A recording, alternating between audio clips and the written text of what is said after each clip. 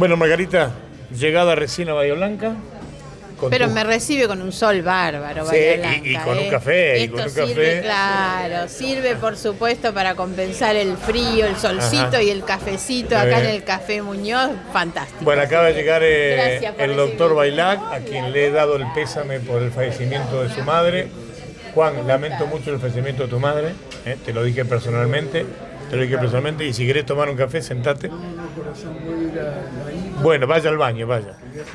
Bueno, el doctor Bailac que viene a saludar a Margarita Stolbizer. Suerte, gracias. Y aquí estamos. Bueno, Margarita, ¿qué estás haciendo en Bahía? En realidad estoy en el marco de una recorrida por todas las secciones electorales de la provincia. Ya estuve en Mar del Plata, en Azul, 25 de mayo, Junín, en varios. Recorriendo como las bandas de cumbia. Sí, estoy cerrando el interior en Bahía Blanca. Esto porque obviamente nuestro partido lo que hace es un análisis permanente del contexto político, social, digamos, cómo nos ubicamos en esto, cómo nos pensamos a futuro.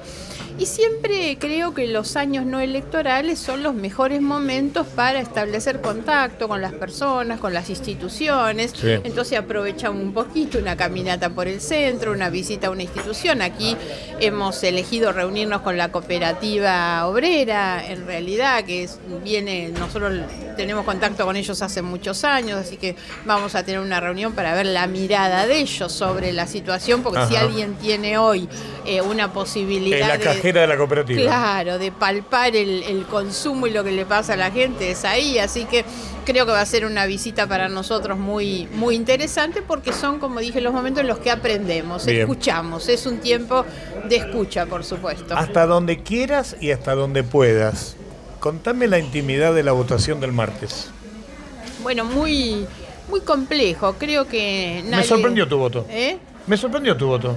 Mis votos, porque fueron bueno, fueron yo lo varios. resumo como el voto general. Claro. Yo pensé que no ibas a votar positivo. Claro. No, a ver, voté positivo primero porque tal vez tengo que explicar el voto negativo que hice en febrero. Explícamelo. En febrero el gobierno había mandado un paquete que era un mamotreto imposible de votar. Más ómnibus que ómnibus. Votable, exactamente, pero que mezclaba temas desde la reventa de las entradas del fútbol hasta las reformas a los códigos, en la ley de divorcio, el tema de la legalización de la represión de la protesta social, los recortes a las áreas de la cultura, cine, teatro, música, libros, bibliotecas, los recortes a las leyes de ambiente. Bueno, era una cantidad de temas y nosotros le dijimos al gobierno... Inclusive un error estratégico.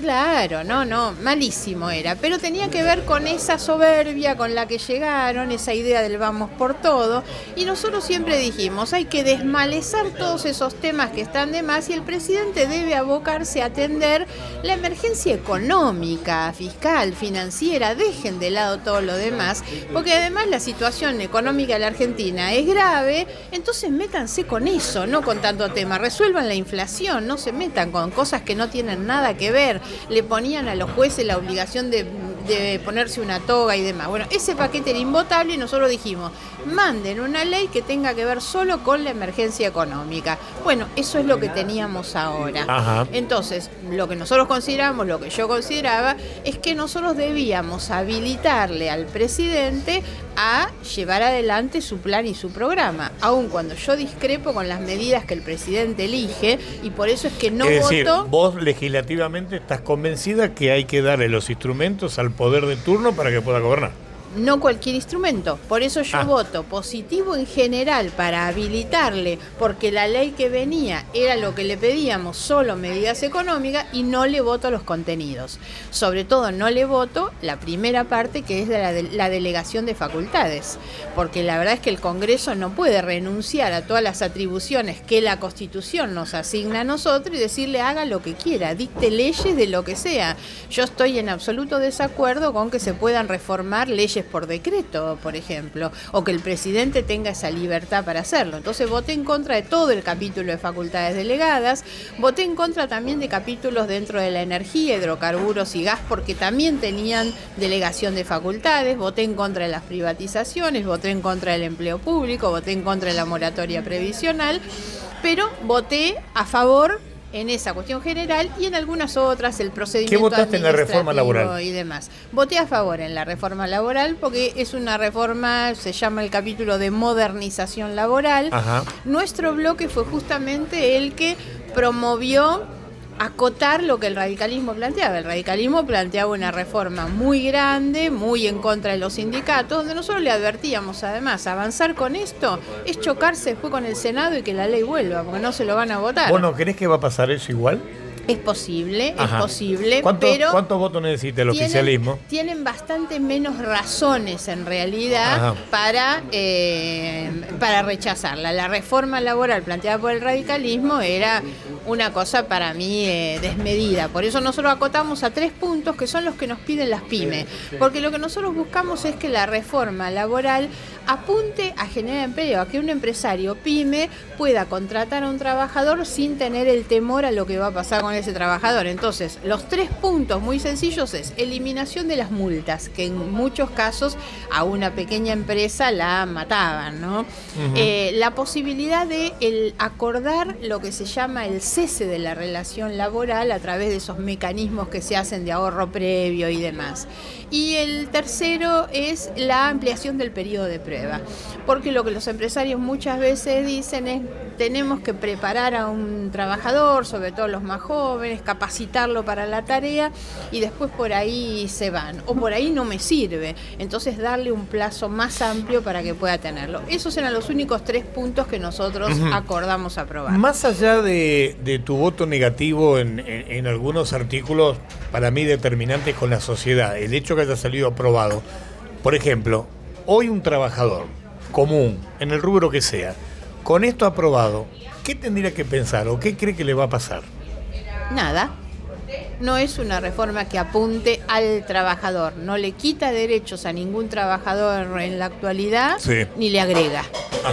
Es una norma establecida sobre todo para que la pequeña empresa pueda crear un puesto de trabajo, incorporar a un trabajador sin los riesgos a que esa relación le termine siendo tan costosa que amenace su propia empresa. Seguro. Apunta a la generación de nuevos puestos de trabajo y no afecta en nada al trabajo que está vigente. Dame tu visión de las privatizaciones.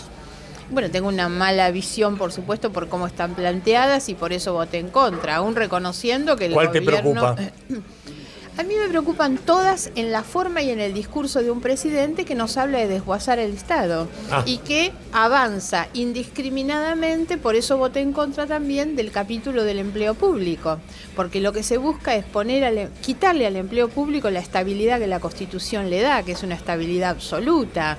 El empleado público tiene que tener esa garantía de que permanece en su puesto de trabajo aun cuando cambien los gobiernos. Yo no avalo los abusos que se cometieron, pero me parece que no se puede convertir un empleado público en un empleado del sector privado.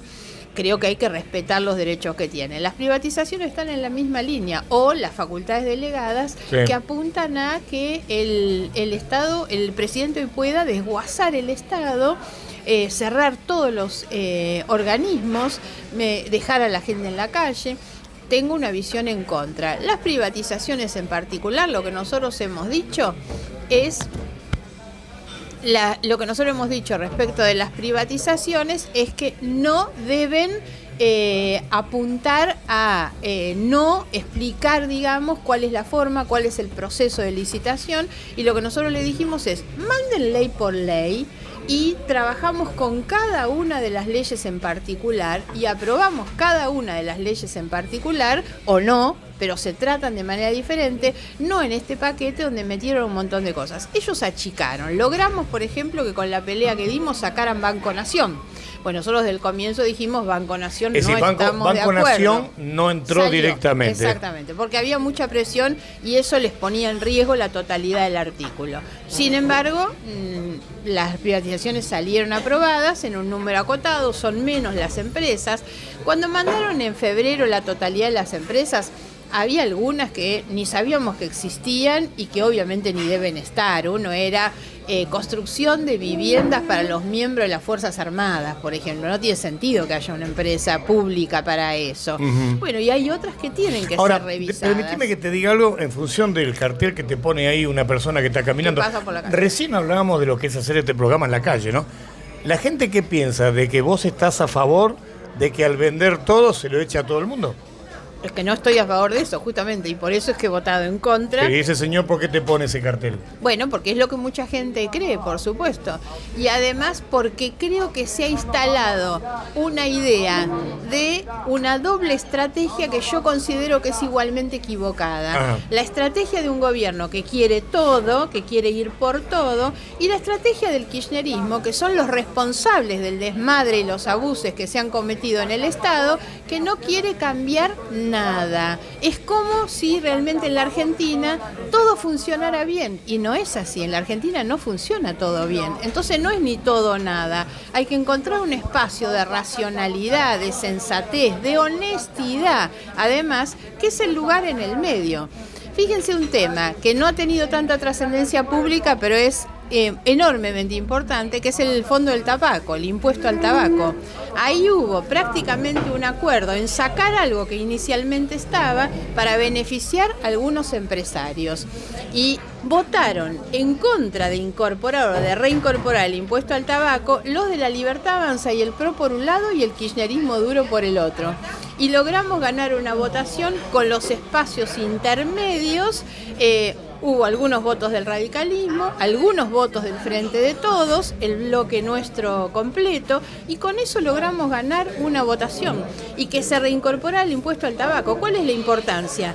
Que esto da trabajo y recursos a las economías regionales, por supuesto. En un momento en que el Estado dice no hay plata, no estaban queriendo incorporar el impuesto al tabaco para beneficiar a algunos empresarios, recordando además que pesaban muchas sospechas e incluso denuncias de soborno sobre el tema del tabaco. Margarita, ¿no? Cuando arrancamos la charla, me hiciste una diferencia importante en cómo el gobierno, que era su primera experiencia legislativa, quiso avasallar con la ómnibus, que vengo, que vamos a hacer esto.